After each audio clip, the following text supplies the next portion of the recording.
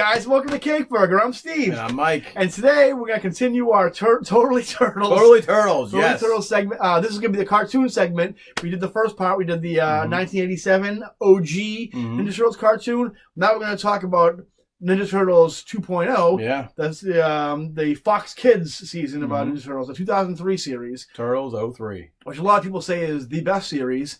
Are debatable. I don't know. I would say it's debatable because we got 2012. That's also, I would say, story-wise, quality-wise. You know what? Last episode we can kind of we'll rank. But we'll go head to head and debate each other. Yeah. And see who has the most. Because obviously, Rise of the TMNT is not gonna be the best. My blood pressure is rising. Yeah. This one ran from 2003 to 2009. I think so. Yeah. And in some form of variation. This one was back when Peter Laird and Kevin Eastman had to both split ways, and Peter Laird was the main. Not main, the only owner of the Ninja Turtles franchise, and he was kind of the guiding force creatively. At this point, he had started the 2003 comic, which I remember seeing him at Boston Comic Con, and he started coals on the fire for this cartoon, which hadn't been announced yet.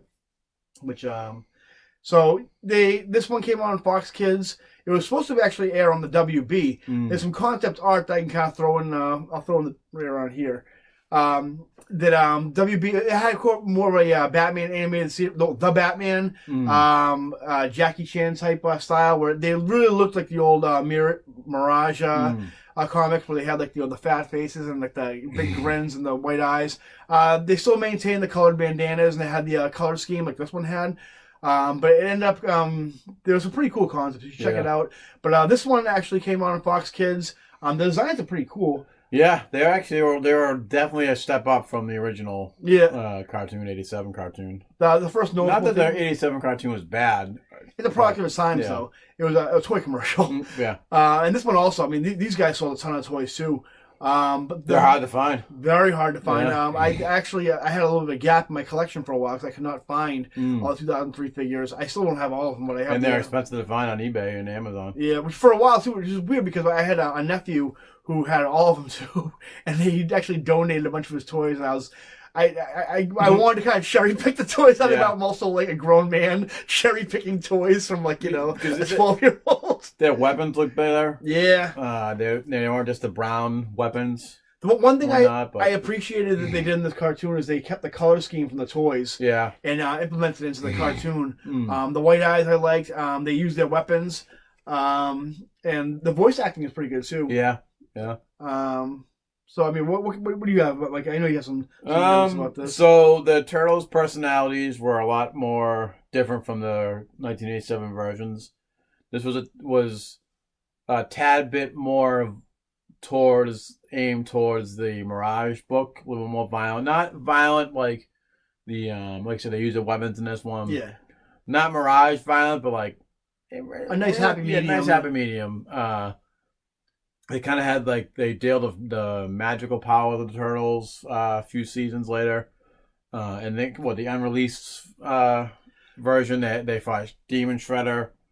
They took a lot from the Mirage. I keep saying Mirage. I said Mirage the other day to a friend of mine. He made fun of me, so he said, "You're the only person I've ever heard call it Mirage and not Mirage." Because I think one time I called it Mirage. And I never heard the name said out loud, and now all of a sudden people make fun of me now for saying Mirage, but it's force of habit.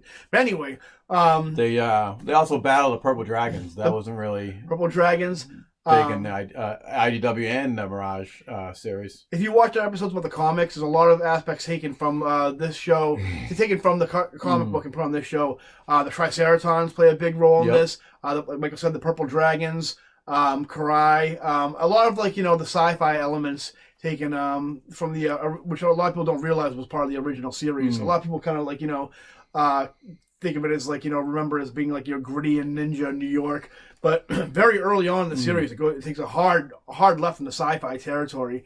I know the first two seasons were really Shredder, and then they kind of branched off the mystical powers. Well, Shredder stays in this series pretty much throughout the entire thing, but the cool thing about this is they really kind of play out the politics of the Foot Clan, where who's in charge or who's running it. There's I think 3 or 4 different versions of the Shredder in the show. The first one obviously was Oroku Saki, and then throughout the series, they end up taking down the Shredder, killing the Shredder. Yeah. And Karai takes over it. Karai takes over the Shredder. And then there's an Utrom Shredder. There's no Krang in this. They go like how the comics were. How those Krang was taken from the was a character like turned into Krang from the Utroms from the comic. These ones were just full on Utroms. And then later on, like Mike said, there's a by far the best version. As when we get into the 2012 series, my God, were they so annoying. But Shredder is great. The guy who does the voice of Shredder, I can't think of what is great. Very menacing. And like the action's great. They do like the whole widescreen thing every time they go to an action shot where like the black bars come out. And like just like the turtles where they use the weapons are very like like when Donatello uses his bow staff, it kind of swirls around like really good. The animation is pretty good. This series had a few great games for Vadu as well. Yeah. I think really the only series so far that only had one game, it was the arcade game, was the 2012. The newer one, yeah. What else happened in the series? We get, of course, Yusaki Yojimbo again. Yep. He's great in it. We also get an episode where not only Yusaki Yojimbo comes back, comes into our universe, but Jen from Yusaki's universe, who's like he's also a bounty hunter, Ronin type samurai in the Yusaki Yojimbo comics. You guys don't read it, but he has like his horn sawed off. I forget why it gets sawed off, but anyway, he comes into the cartoon and then he kind of he decides he's gonna walk around New York, and then he people make fun of the way he's dressed because he's dressed in like samurai clothes. So he goes into this Salvation Army and comes out and he's wearing like the camo fatigues and like tank top. He looks just like Rocksteady, and it's a great little shout out to Rocksteady because Laird, being the creative force behind this, refuses to acknowledge anything from the '87 cartoon because he hated the '87 cartoon. No Bebop and Rocksteady, no robot foot soldiers, no I think there was a Technodrome, but that's later on. Though. Yeah. And he really plays it really like gritty. Really takes a lot of inspiration from the Batman animated series. I mean, obviously the animation style is also very good. Very Bruce Timmey, where there's a lot of really edgy, sharp edges to the turtles. Baxter Stockman's return to his comic roots, where he's not this white Jeff Goldblum looking dwarf guy. He's African American and very cocky. Great thing they do throughout the whole series with Baxter Stockman is he works for the Shredder like he does in the IDW cartoon. And every time he's constantly messing up, and every time he messes up, it looks like he's incompetent because he's being outsmarted by the turtles or whatever. And every time he does, the Shredder takes a body part off him. So by like the end of the series, he's like a brain and an eyeball inside a robot tank, and it's great. Well, I'm just talking, Mike. No, because this is a series that unfortunately I didn't get to watch a lot of. So. And it's like the toys. This is stuff that's hard to find, that if you're not searching just on YouTube. I do remember Turtles Forever, which featured the 1987 Turtles as well as the Mirage Turtles.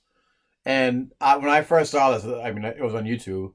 That was great. I had a DVD, I think, in my house, in my attic somewhere, I think. They got down the Mirage Turtles, the original Turtles. That's right, great send off for this series. Because when Turtles Forever came up, that's when Nickelodeon acquired the Turtles, so they were kind of like this is the last hurrah for Turtles. During the series, also, like Mike said, there was an unreleased, I think it was a 7th season, I think. Yeah, because that's when they fight Demon Shredder. And that's, I mean, it kind of goes a little off as far as like a lot of the series for the 2003 series is kind of based on like it's very like street level in New York, except for the I forget what it's called, not the Tribunal. There's some gladiator type, space gladiator type fight that I mentioned in another episode where Michelangelo actually wins and Yusaki Yojimbo and a bunch of aliens and Triceratons are involved in. That was actually taken from the comics also. But that's a great storyline. But the unreleased one, Oroku Saki comes back to life and he's like a full-on demon, and the turtles develop these like almost like animality powers from Mortal Kombat. Pretty much, where they have these glowing tattoos and stuff.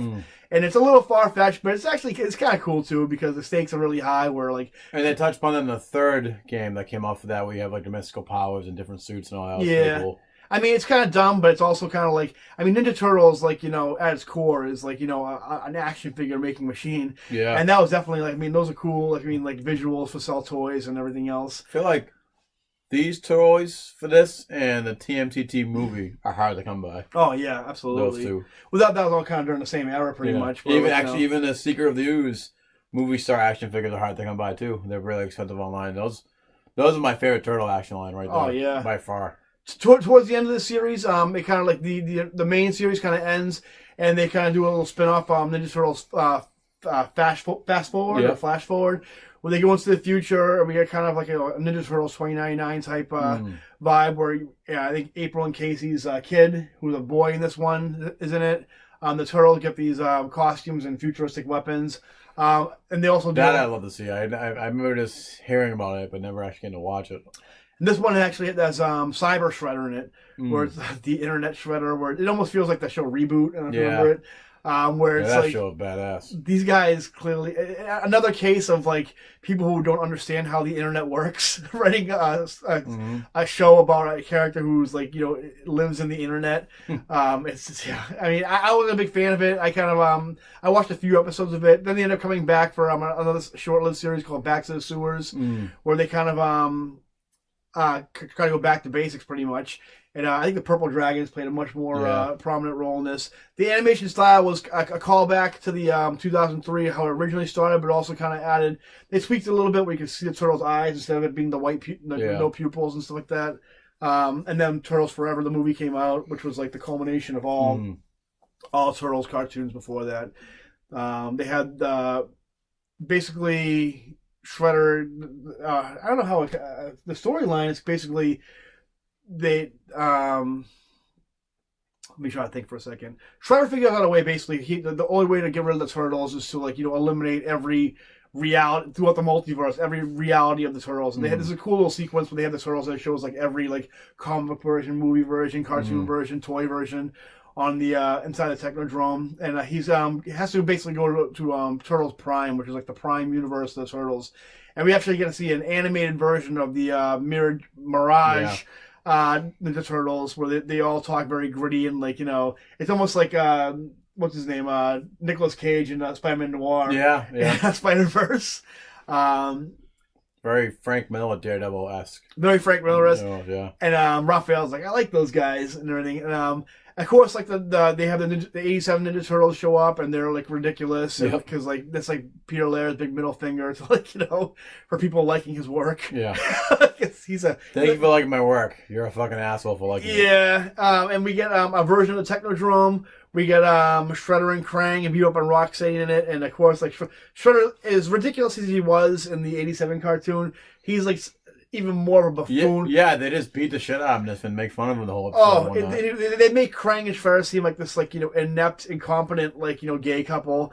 You know, it's like it's so stupid, but, like, you know, whatever. They kind of did that in the 2012 one too. Yeah, and I don't care. I mean, like, you know, I realize why Laird has some contempt to it, but I mean, it's still. I don't know why it wouldn't. They wouldn't be fucking loaded. They'd be fucking still in New Hampshire right now. Talk about biting the hand that feeds you, I guess. But I mean, the show is really great. At the very end, they actually the last scene is obviously the Mirage Turtles, and it shows it go from, like, you know, animation to, like, drawing. The original, like, you know, introduction of the Ninja Turtles title screen from the comic, and it has two guys who are supposed to be Peter Laird and Kevin Eastman. I don't know if it's really them doing their voices, but they say, like, you know, okay, like, you know, good job on this page, blah, blah, blah. He goes, why don't we get a slice of pizza? And they go, yeah, I think this is place on Bleecker, which is like a callback to, like, you know, the original comic and obviously the movies too. And yeah, the 2003 series is really good. I think as far as holding up, what I remember watching, I agree, it was really good. There's some you can watch some reruns of it on Pluto TV. You can download that app on your TV or on your phone or whatever. It's a really great series. They play a lot of them out of order, but the storyline is really good. This is one where they have kind of like a continuing narrative throughout the entire show. Basically, mostly involving the Shredder and the Utroms. And that's pretty much it for this series. I mean, I think this is probably my second favorite cartoon as far as Ninja Turtles go. If I watch more episodes, not out of dislike or anything, I probably agree. I think going into the next one we're going to talk about, that was probably my second favorite. hopefully, like I said, I don't know as far as like the ownership goes, or like who owns what copyright. I hope Netflix releases this, all the series on these two. I hope you get like This is the spectacular Spider-Man, so to speak. I would think so, yeah. Of the Turtle universe. I hope we get a proper release of this, either on streaming or on DVD. I want it. Give it well, to it me. took forever to get the X-Men and Turtle. I don't even think there is a X-Men and Spider-Man. Yeah.